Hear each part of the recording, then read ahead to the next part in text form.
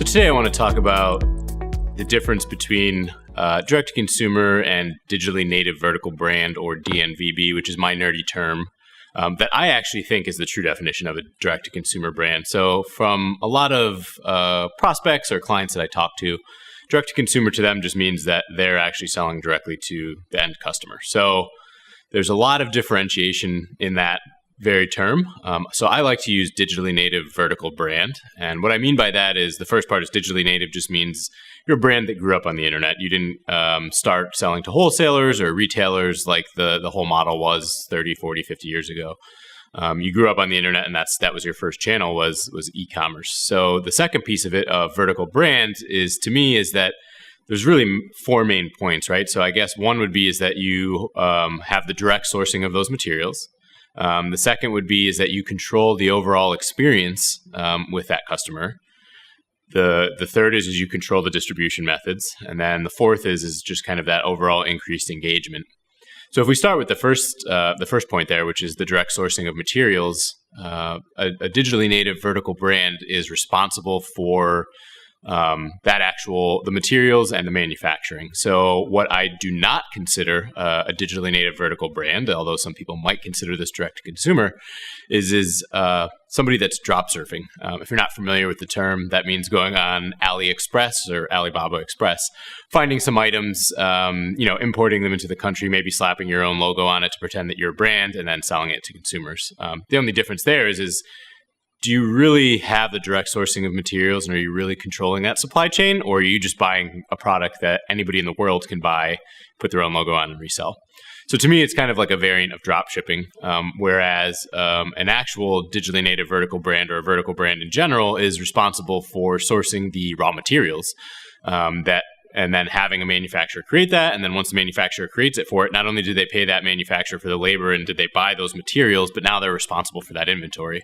In the first example of drop surfing, that AliExpress seller is actually responsible for the inventory, and they might even be buying it from somebody else. So there's just so many middlemen in that equation there. So to me, that's the first part is that to be a vertical brand, you need to be responsible for that inventory, regardless of where it's manufactured or how. It's your actual inventory, not just something that you purchased from somewhere in Asia. So I think the second piece is that you have that enhanced brand experience. So another difference that I see here in this space is that being able to control exactly the experience that a customer has from end to end.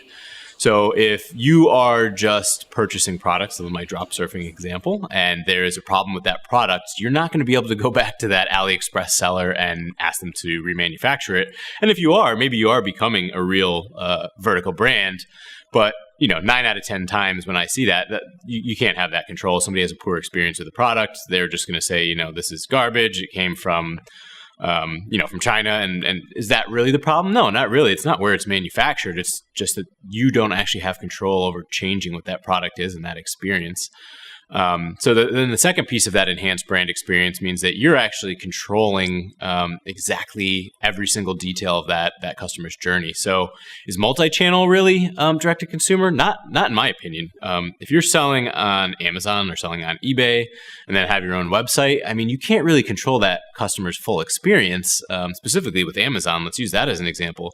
You're not even supposed to use that customer's data. Yes, you might get their shipping address if you're not using FBA, but you're not supposed to use that to compile any data. You're not supposed to market back to that customer. Maybe people do, but you're not supposed to. Whereas if you control kind of that brand experience and your distribution channels, you have complete control over that customer's experience. So you can ensure that everything from the advertising and the marketing that the customer sees to the experience when they actually hit the website that they're going to buy from. Again, hopefully it's your own, not Amazon, not eBay, not something else. You can control the entire experience there, saved carts, email the customer back, offer them discounts, and do a lot of different things that are much harder when you're doing kind of a multi-channel approach. And then I think it's the distribution method. So, I think one thing that's very difficult for a digitally native vertical brand is fulfillment. It's very difficult to compete with Amazon FBA. When users see that Prime logo, they can get something delivered overnight. They love that.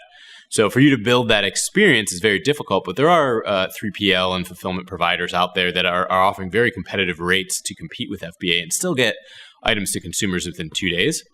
So I do think that, your way of fulfilling and final distribution is a very difficult challenge, but the best digitally native vertical brands are actually doing that.